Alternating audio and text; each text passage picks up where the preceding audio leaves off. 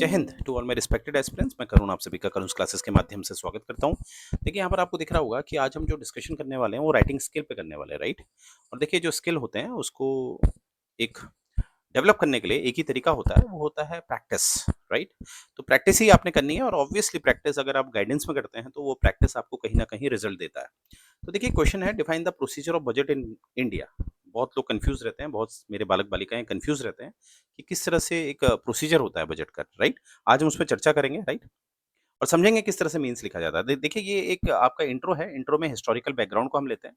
तो आजाद भारत का जो पहला बजट प्रस्तुत किया गया था वो आर के शनमुखम चिट्टी द्वारा किया गया था। तो आप इनको देख पा रहे होंगे। और इन्होंने कब ये बजट प्रस्तुत किया था? ये किया था नवंबर 26 1947 में, 26 नवंबर 1947। और वैसे भी 26 नवंबर ये काफी इंपॉर्टेंट डेट है, क्योंकि 26 नवंबर 1949 को ही हमने हमारे संविधान को एडॉप्ट किया था, ठीक है। तो मैच करता है 26 नवंबर, राइट। तो हम सभी जानते हैं 15 अगस्त 1947 को हमें आज़ादी मिल गई थी। और उसी के हमें दिख रहा है कि आज़ादी मिलने के बाद जो बजट हमने प्रस्तुत करना था वो हम ही करेंगे। आज़ादी मिल चुकी है, अंग्रेज तो करेंगे नहीं। तो इसीलिए पहला बजट जो प्रस्तुत किया गया है वो 1947 26 नवंबर को किया गया है। और किसके द्वारा? आर के शनमुखम शेट्टी। और देखिए सीधे अब देखिए करंट वर्तमान में क्या चेंजेस हुए हैं। वर्तमान में ये चेंजेस हुए थे कि 2017 से पहले जो बजट प्रस्तुत किया जाता था वो ज़्यादातर last working day of February में किया जाता था, परंतु यहाँ 2017 से एक चेंजेस किया गया था कि बजट जो है वो 1 फरवरी को लाया जाएगा। और तब से आज भी हमें दिखता है बजट 1 फरवरी को लाया जाता है। और ये भी याद रखेंगे 2017 से हमें दिख रहा है कि जो बजट 2017 से पहले रेलवे का अलग आता था और जनरल बजट अलग आता था। अब 2017 से हमें दिखता है एक ही बजट आता है, एक ही कॉमन बजट आता है, वो है रेलवे बजट। और जनरल बजट एक साथ ही हमें मिलता है, जो 2017 से पहले अलग-अलग दिखता था। और ये अलग-अलग कब से दिखता था?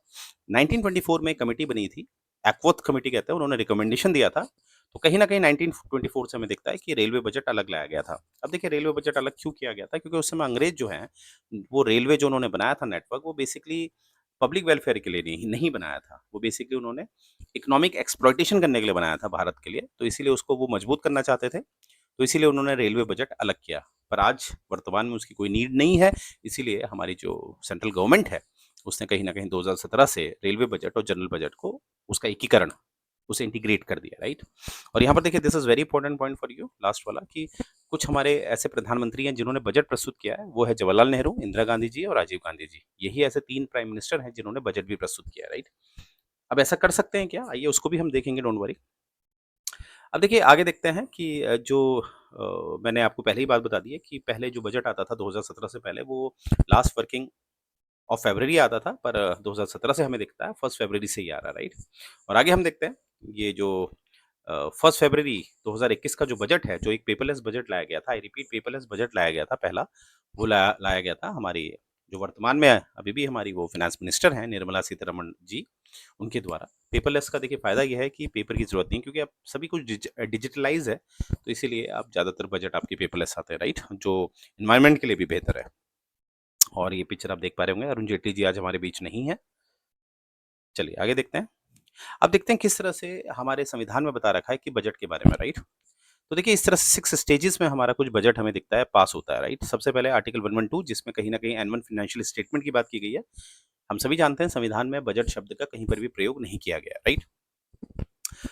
तो यहाँ पर एक एनुअल फाइनेंशियल स्टेटमेंट आता है, राइट। और यहाँ पर 113 में एक जनरल डिस्कशन होता है, फिर यहीं पर स्क्रूटनी होती है, फिर यहीं पर 113 में वोटिंग ऑन डिमांड होता है।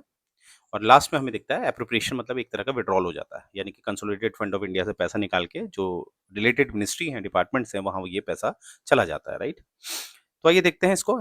आर्टिकल 112 में क्या है? एनुअल फाइनेंशियल स्टेटमेंट की बात की गई है। जैसे मैंने आपको ऑलरेडी बोला था कि बजट कहीं पर भी बजट शब्द का इस्तेमाल नहीं किया गया। तो यहाँ पर लिखा है द प्रेसिडेंट शैल माफ कीजिएगा, the president shell in respect every financial year, यानी कि राष्ट्रपति हर वित्तीय वर्ष में क्या करेंगे कि बजट को प्रस्तुत करेंगे। अगेन एल से बजट का कहीं पर भी इस्तेमाल नहीं किया गया संविधान में, पर इन जनरल हम बजट कहते हैं। तो राष्ट्रपति ने बजट को प्रस्तुत करेंगे, राष्ट्रपति की जिम्मेदारी है एवरी फाइनेंशियल ईयर में। और दोनों ही सदनों पर, संसद के दोनों ही सदनों के समक्ष कौन लाएगा? राष्ट्रपति, राइट। हालांकि हम इसमें क्या करते हैं कि ज्यादातर प्रथाओं का इस्तेमाल करते हैं। ज्यादातर हमें दिखता है कि वित्त मंत्री जो होते हैं वही बजट लाते हैं। ऑल दो संविधान में ये जिम्मेदारी राष्ट्रपति को दे रखी है, राइट। परंतु कुछ प्रथाएं इस्तेमाल की जाती है माफ कीजिएगा, कुछ प्रथाएं इस्तेमाल की जाती हैं। तो इसीलिए हमें दिखता है कि वित्त मंत्री बजट प्रस्तुत करते हैं। और कभी कभी तो हमें यह भी दिख रहा है कि अभी आपने देखा था जवाहरलाल नेहरू, इंदिरा गांधी जी और राजीव गांधी जी ने बजट प्रस्तुत किया था, राइट। तो ये चीज़ आपने याद रखनी है। और जो बजट होता है वो हमेशा फ्यूचरिस्टिक होता है, राइट? यानी कि वो एक आगे का बजट होता है। जैसे अगर मैं बोलूँ कि इस बार जो बजट प्रस्तुत हुआ था वो 1 फरवरी 2024 को प्रस्तुत हुआ था, तो बजट स्टार्ट कहाँ से हुआ था? वो बजट 1 अप्रैल 2024 से लेकर 31 मार्च 2025 तक चलेगा, राइट? तो इसीलिए मैंने कहा बजट जो होता है वो एस्टिमेटेड होता है, क्योंकि वो फ्यूचरिस्टिक होती है। फ्यूचरिस्टिक कोई भी बातें होती हैं वो एस्टिमेटेड ही होती हैं, वो फिक्स नहीं होती, राइट? आइए आगे देखते हैं। अब आर्टिकल 112 में क्या कह रहा है? देखिए यहाँ पर बड़ा इंपॉर्टेंट है, आपको समझना है कि यहाँ पर आपको दिखेगा एक क्लॉज 2 में कि जो भी खर्चे होते हैं वो एस्टिमेटेड होते हैं, कोई भी खर्चे एस्टिमेटेड होते हैं, पर वो खर्चे भी दो में डिवाइडेड होते हैं। एक होता है चार्ज अपॉन, ये देखिए आर्टिकल 2 के सब क्लॉज ए में आपको दिख रहा है चार्ज अपॉन, ये आपको दिख रहा है, राइट? Charge upon. और एक होता है मेड, ठीक है? एक होता है चार्ज अपॉन, एक होता है मेड। एक खर्चा चार्ज अपॉन, एक खर्चा मेड। तो चार्ज अपॉन और मेड में क्या डिफरेंस है, ठीक है? तो जो आर्टिकल 112 का जो क्लॉज 2 है, उसका जो सब क्लॉज ए है, उसमें हमें दिखता है चार्ज अपॉन। चार्ज अपॉन ऐसे खर्चे होते हैं जो हमेशा रेगुलर होते हैं, जैसे कि सैलरीज होते हैं, राष्ट्रपति की सैलरी, अदर कॉन्स्टिट्यूशनल पोस्ट जो होते हैं उनकी सैलरीज, वो सब इसमें आती हैं, ये फिक्स रहती हैं, राइट? ये तभी बदलती हैं जब इसमें पार्लियामेंट कोई नया कानून बनाती है, अन्यथा ये फिक्स होती हैं और इसमें किसी भी तरह का वोटिंग नहीं होता है। आर्टिकल 113 में मैंने बताया था आपको वोटिंग होता है, तो इसमें चार्ज अपॉन में किसी भी तरह की वोटिंग नहीं होती है, राइट? और वैसे ही आर्टिकल 112 के क्लॉज 2 के सब क्लॉज बी में जो बता रखा है वो है चार्ज मेड, चार्ज अपॉन नहीं है, चार्ज मेड, ठीक है? तो ये खर्चे ऐसे होते हैं जो हमारी जो केंद्र सरकार होती है उसकी नई नई नीतियां होती हैं, वो किस तरह से अपना शासन चलाने वाली हैं, उससे संबंधित ये खर्चे होते हैं। तो वोटिंग इसी में होती है, क्योंकि निश्चित नहीं होते हैं, ये हर साल बदलते हैं, ये फिक्स नहीं होते हैं। तो असल में आर्टिकल 113 में जो वोटिंग होती है वो इसी में होती है, चार्ज मेड में। तो याद रखिएगा चार्ज अपॉन में कोई भी वोटिंग नहीं होगी और चार्ज मेड में वोटिंग होगी, ठीक है? तो यही बात आपने याद रखनी है। तो आर्टिकल 113 आ गया, देखिए इसमें साफ लिखा है कि किसी भी तरह से कोई भी वोटिंग चार्ज अपॉन वाले पे नहीं होगी। मैं ऑलरेडी बता चुका हूँ, not be submitted to vote. इसमें कोई भी डिस्कशन डिस्कशन हो सकता है, डिस्कशन ऊपर नीचे हो सकता है। जैसे कि मैंने बताया, अगर राष्ट्रपति की सैलरी ऊपर नीचे करनी है तो उसके रिगार्डिंग रिगार्डिंग चर्चाएं हो सकती हैं, और पार्लियामेंट के पास अधिकार है, अधिनियम के द्वारा वो राष्ट्रपति की सैलरी कम ज़्यादा कर सकती है। तो डिस्कशन हो सकता है, पर वोटिंग नहीं हो सकती चार्ज अपॉन में, ठीक है? आगे देखते हैं। आगे हमें क्या दिखता है कि जो यहाँ पर आप देख रहे होंगे कि so much of set estimate, ये जो भी बजट लाया गया था 112 के द्वारा, जो भी एस्टिमेट बनाया गया था, ठीक है, एक्सपेंडिचर से रिलेटेड, ठीक है, तो उसमें क्या है, जो वोटिंग होती है वो सिर्फ हाउस ऑफ द पीपल में होती है, यानी कि लोकसभा में होती है। ये भी आपने बात याद रखनी है, राइट?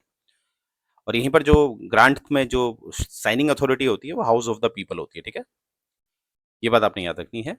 आपको कहाँ से पास कराना है? लोकसभा से, ये बात आपने याद रखनी है। No demand for a grant shall be made except on the recommendation of president. अब देखिए कोई भी डिमांड है, सरकार डिमांड लाती है कि हमें इतना बजट चाहिए, इस योजना में हम इतना सोच रहे हैं, तो उससे पहले उनको प्रायर परमिशन क्या चाहिए? राष्ट्रपति की। राष्ट्रपति से बिना पूछे कोई भी डिमांड या मांग नहीं लाई जाएगी, राइट? ये बात याद रखनी है। अब देखिए 114 एप्रोप्रिएशन, एप्रोप्रिएशन की बात यहाँ पर, एप्रोप्रिएशन को विड्रॉल समझ सकते हैं, बैंकिंग लैंग्वेज में विड्रॉल कह सकते हैं इसे, अन्यथा इसे एप्रोप्रिएशन कहते हैं। यानी कि इसमें जब 113 में वोटिंग पूरी हो जाती है तब जाकर यहाँ से पैसा निकलता है, ठीक है?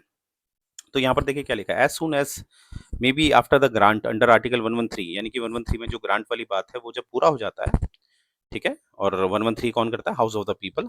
There shall be introduce a bill to provide for the appropriation, यानी कि अब जब डिमांड पूरी, जो भी स्क्रूटनी है वो सब उसमें हो गई, स्क्रूटनी भी की होती है आर्टिकल 113 में, वो सब हो गया, स्क्रूटनी हो गई है, इवेंचुअली ये पता चल गया कि इतना हमने निकालना है, तो उससे संबंधित एक बिल लाया जाएगा फिर से, और वो बिल को पास किया जाएगा, और तब जाके पैसा कंसोलिडेटेड फंड ऑफ इंडिया से निकाला जाएगा। आप सभी जानते हैं कंसोलिडेटेड फंड ऑफ इंडिया कौन से आर्टिकल में आता है?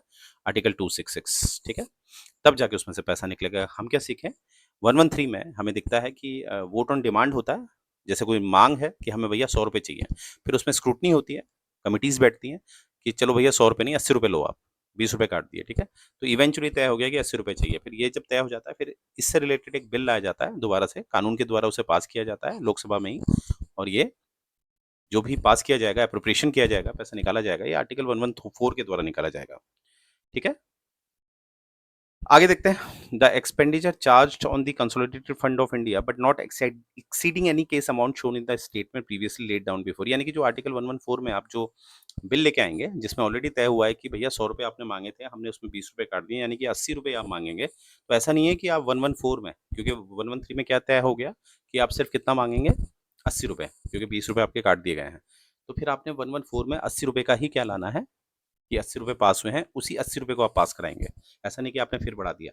ठीक है, तो 113 में जो डिसाइडेड अमाउंट हुआ है आफ्टर स्क्रूटनी, वही अमाउंट आप मंगा सकते हैं। ठीक है, इसीलिए देखिए आगे क्या लिखा है, फिर फर्दर कोई भी अमेंडमेंट नहीं होगा। ठीक है, एक बार जो चीज़ डिसाइड होगी 113 में, फिर ऐसा नहीं है आप उसको 114 में जब उसका पैसा निकाल रहे हैं, अप्रोप्रिएट कर रहे हैं, तो वहाँ पर डिमांड ला रहे हैं आप। ठीक है, कोई अमेंडमेंट कर रहे हैं आप। ठीक है, पैसा ऊपर नीचे कर रहे हैं, वेरिएशन इन दी अमाउंट कर रहे हैं। ठीक है, तो देखा इस तरह से आपने देखा कि इवेंचुअली हमें दिखता है 114 के बाद कंसोलिडेटेड फंड ऑफ इंडिया से पैसा निकाल लिया जाता है। राइट, अभी 115 भी है, 116 भी है, पर वो अलग मुद्दा है। तो ये आपने देखा होगा कि कुछ प्रोसीजर है।